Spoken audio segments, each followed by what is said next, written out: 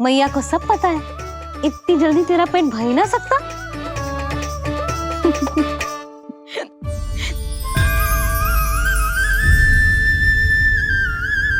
ये क्या है लल्ला? ये क्या था तेरे मुंह में, दिखा।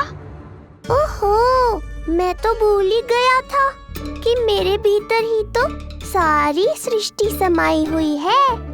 मैया ने उसकी झलक देख ली, अब क्या होगा? क्या हुआ यशोदा? सुनो जी, हमारे लल्ला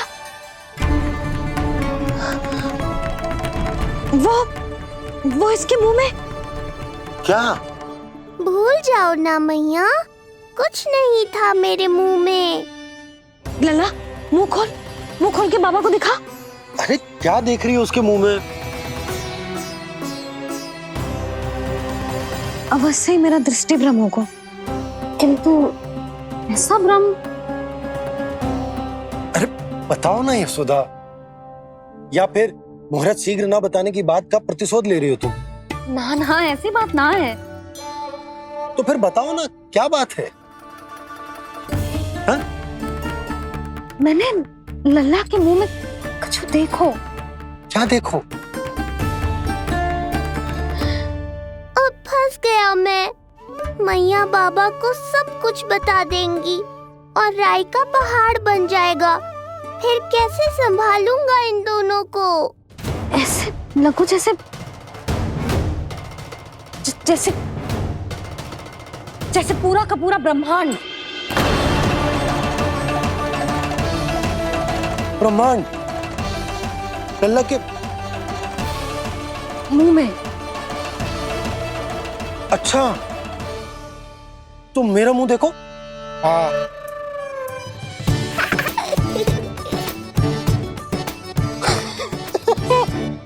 ब्रह्मा। यशोदा, मुझे पता था आप मेरा उपहास उड़ाओगे। अरे नहीं, तुम देखो तो सही।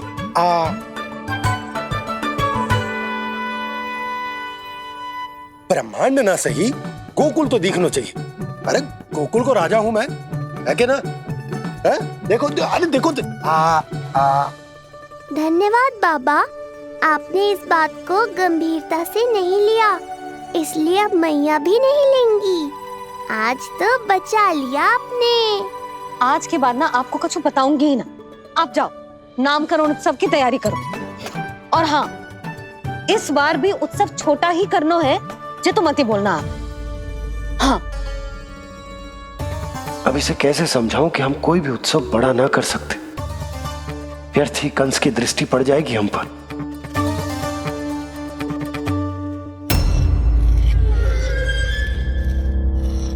लगता है आपके सैनिक और तलवार दोनों की धार कुंद पड़ गई है महाराज।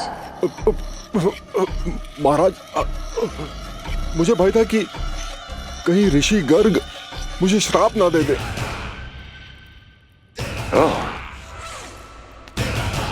तो श्राप से भयभीत हो गए दुर्जन,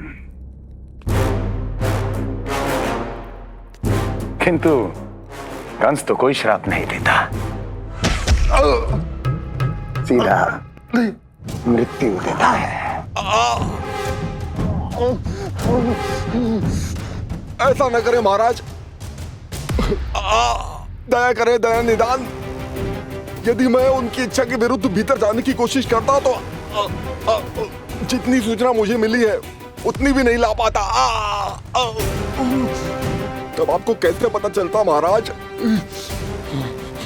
कि आपकी बहन और बहनोई मात्र अपनी मृत संतानों के श्राद्ध के लिए वहां नहीं गए थे?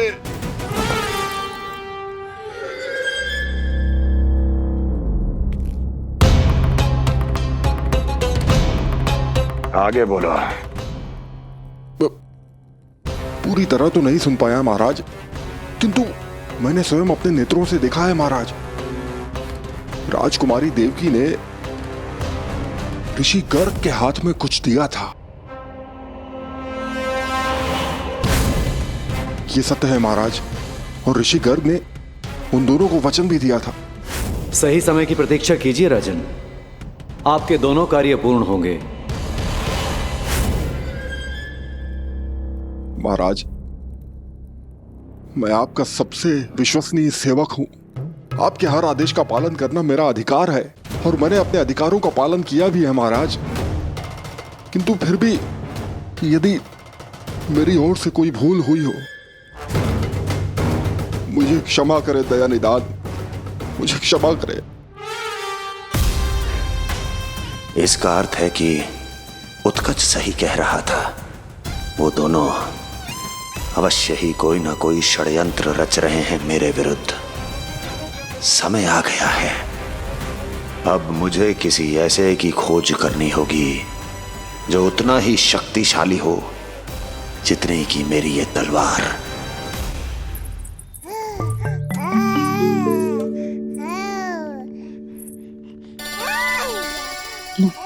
अभी से पुकारने लगो जी, अभी तो आई हूँ रसोई में।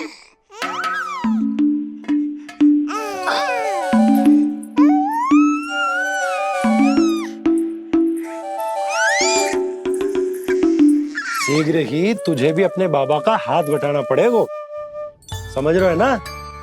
बटाएगो ना हाथ? अभी जे 100 दिन का भी ना हो और जे इस नन्हे से बालक को काम काज का भार सौंपने की बात करने लगे। काम का नाम सुनते ही मुख से स्वर ना निकल रहे तेरे। अभी तो बड़ा ऊ कर रहा था। बता, हाथ बटाएगो के ना? अरे बता ना।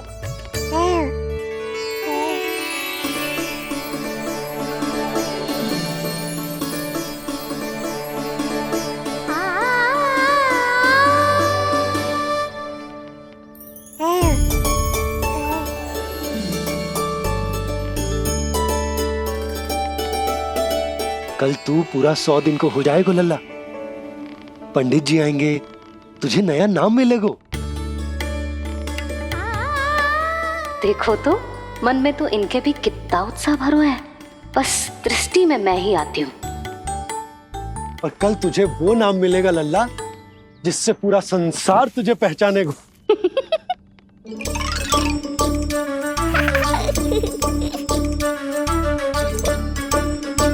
अब लल्ला, कितना कार्य शेष है और तूने मुझे बातों में लगा लियो।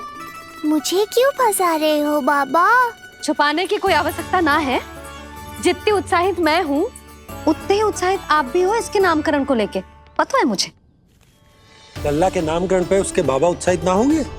बिल्कुल होंगे, इसीलिए तो कह रही हूँ अपना उत्साह बांटो अपने लल्ला के साथ। मैं अभी आई। अच्छा, ऐसे तो तुम लल्ला को छोड़ के कहीं ना जाती। अभी कहाँ चली? रोहिणी जिज्जी के पास, और कहाँ? लल्ला और उसके दाव के नामकरण की तैयारी करनी है कि ना? कितने लोगों को आमंत्रित करना है, कितने प्रकार की मिठाइयां बनानी है, ढोल वाले को कितने बजे का समय देना है, ये सब सुनिश्चित करना है ना, ताकि ये उत्सव गोकुल का सबसे बड़ा उत्सव हो। अरे सूची देनी है जिज्जी को।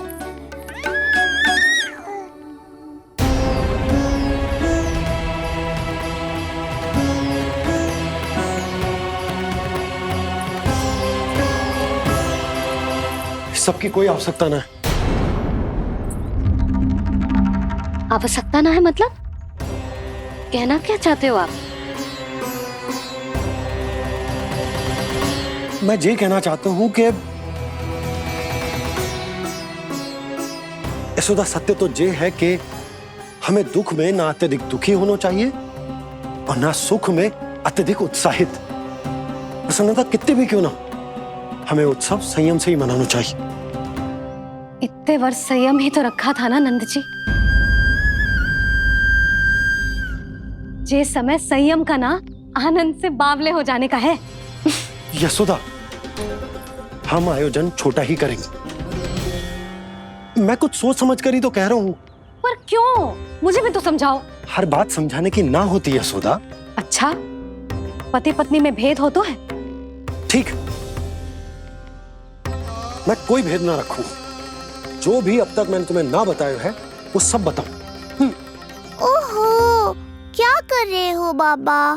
कंस के बारे में कुछ बता मत देना मैया को।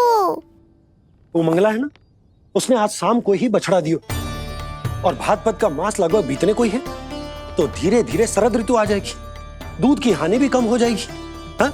और वो सरजू है ना, उसको बैद जी ने पूरे पखवाड़े का विश्राम के लिए कहा है। क्यों? क्योंकि वो ठाट से गिर गए थे और गिरते समय उसे भीतरी चोट लग गई थी। अरे और... बस बस बस, ये सब मुझे क्यों बता रहे हो?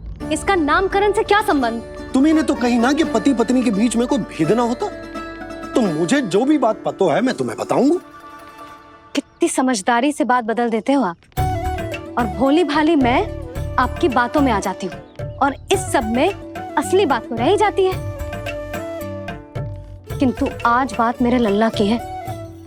उत्सव तो विशाल ही होगा, और इस बारे में कछु और ना सुनूंगी मैं। आप लल्ला का ध्यान रखो, मैं जा रही हूँ रोहिणी जीजी के पास। यशोदा,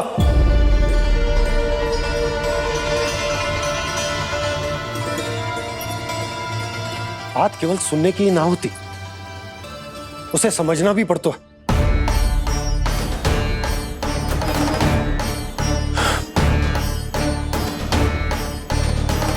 विश्वास है ना मुझ पर? मैं कुछ सोच समझकर ही कर रहा हूँ ना। उत्सव तो छोटा ही होगा।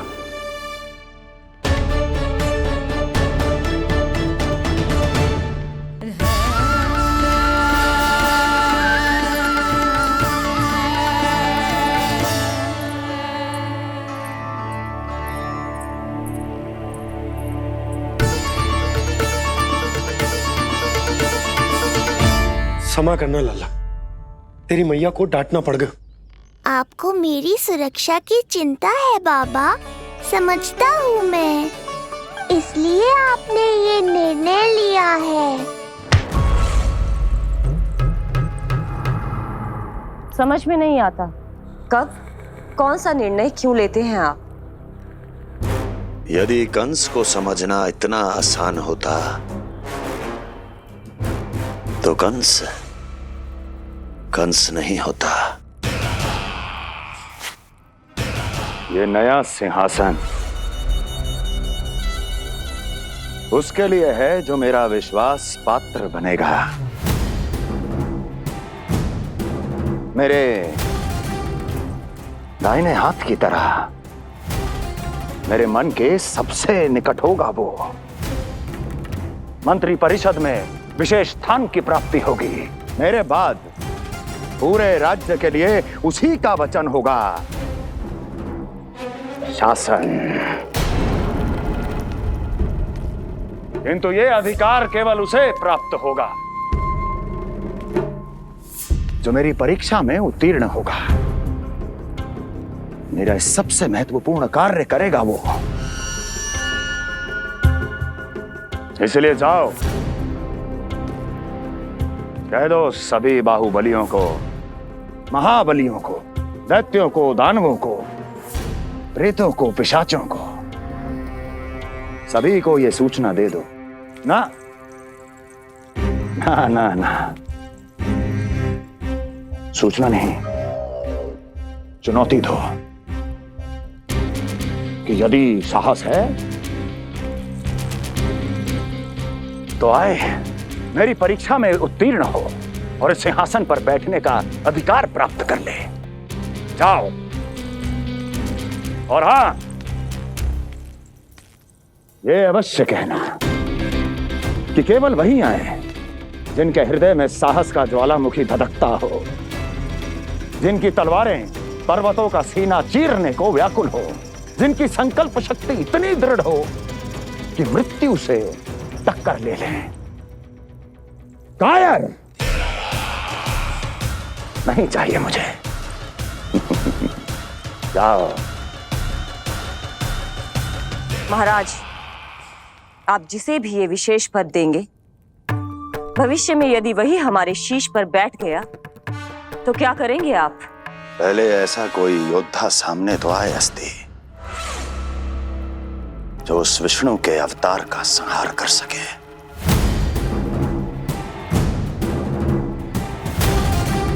और जहां तक प्रश्न है हमारे शीश पर बैठने का, तो स्मरण रखो अस्ति, कंस को अच्छी तरह आता है ऐसे दुस्साहसियों को बीच दरबार में खड़ा करके अपनी उंगलियों के संकेत पर नृत्य करवाना। ता दीर्घ ता। और अपना कार्य सिद्ध होने के बाद उनके तन से उनके शीश को उतारना कंस को भली भांति आता है।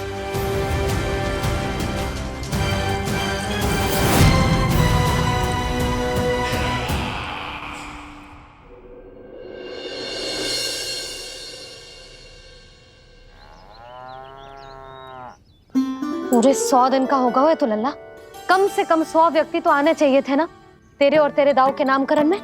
हाँ, अब तुम मुस्कुरा क्या रहो है? तू ही बता, जे भवन देख के लग रहा है कि यहाँ कोई उत्सव है? बिना अतिथियों के कैसा उत्सव और कैसा आनंद, तू ही बता। और मैं करूं भी तो क्या? पता है लल्ला, मुझे तो लग रहा है तेरे बाबा ना कंजूस होगा। मैं नहीं तो भला और क्या समस्या हो सकती है उन्हें बड़े आयोजन से? अरे गोकुल के राजा का लल्ला है तू, राजकुमार। यदि तेरा आयोजन बड़ा ना होगो तो भला किसका होगो?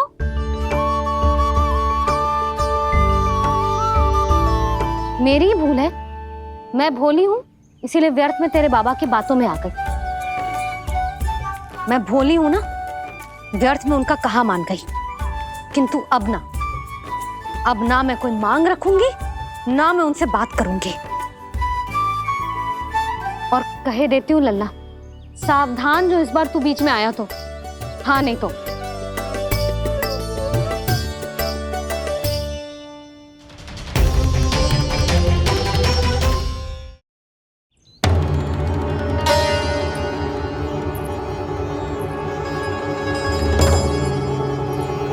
क्या होगा? हाँ, सब ठीक तो है ना? आप इतनी चिंता में क्यों हो जी? कुछ बुरी सूचना तो ना मिली? अब जे मत ही कहना कि जे भी मुझसे छुपाना पड़ेगा। जो भी है मुझे बताओ। पंडित सदानंद जी महाराज वो नामकरण के लिए ना आ सके। उनकी बिटिया के पांव भारी, उसे लिवाने वो समझाने गए। ये तो शुभ समाचार है।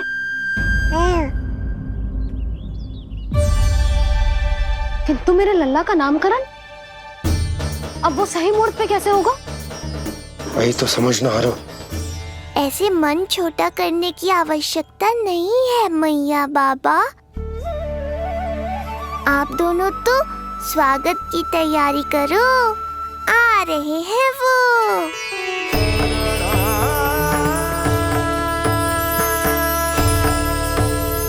लो, आ गए वो जिनकी मुझे प्रतीक्षा थी। आप दोनों व्यर्थ ही चिंता कर रहे थे।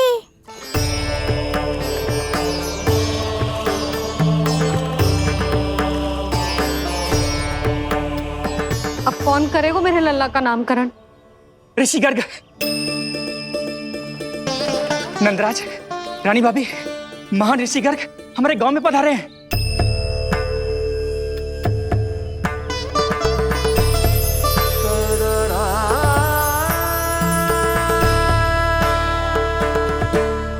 ऋषि गर्ग गोकुल में?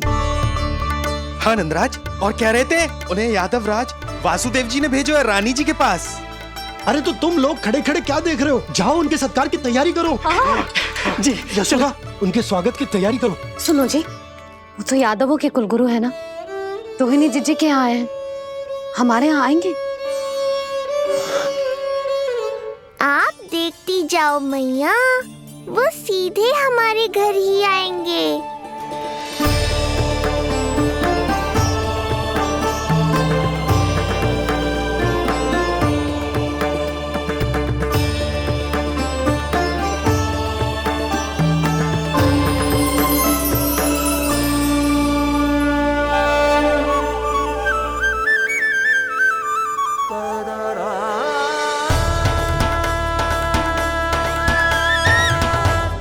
ये क्या हो रहा है मुझे?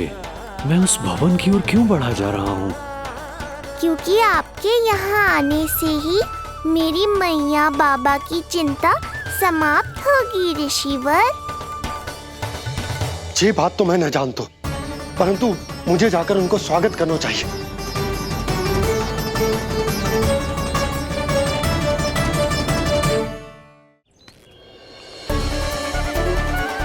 गुरुदेव, कल्याण हो। भगवान श्री नारायण के महान भक्त आज हमारे गांव में पधारे। हमारा जीवन सफल है गयो आज। वो भवन आपका है नंदराज? आपके शुभ चरण पड़ेंगे तो हमारा जय भवन पवित्र हो जाएगा। इतने बड़ी ऋषि अगर हमारे घर पधारेंगे तो हमारे तो भाग्य ही संवर जाएंगे। मैया आपके दर्शन को तरस रही है ऋषिवर। संकोच मत कीजिए, अब आप ही जाइए। पधारिए गुरुजी। न जाने क्यों मेरे पांव अपने आप ही आपकी भवन की तरफ जाने को व्याकुल है नंदराज। पधारिए गुरुदेव, आइए।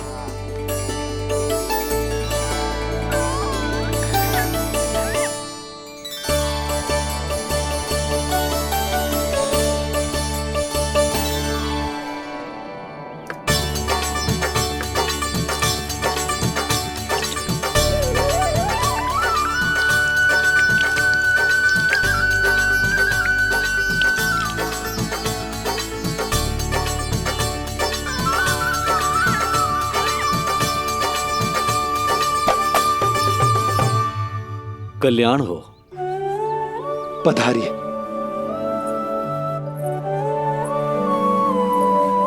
आया तो था मैं रानी रोहिणी के भवन में, पर पता नहीं कैसे यहाँ खींचा चला आया। विराजिए गुरुदेव। महाराज, आप इसे भी रोहिणी जिज्जी का ही घर समझिए। मैं अब भी बुलाकर लाती हूँ। महाराज, ये हमारा सौभाग्य है कि आपने यहाँ आना स्वीकार किया। कहिए, क्या सेवा करूं मैं आपकी? मुझे आपके भाई वासुदेव ने भेजा है नंदराज।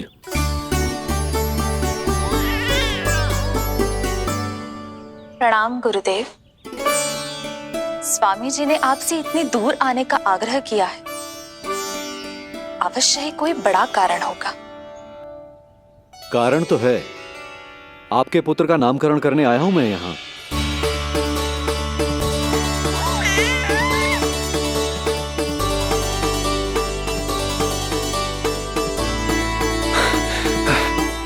ऋषिवर, तब तो आप अत्यंत ही शुभ दिन पधारे।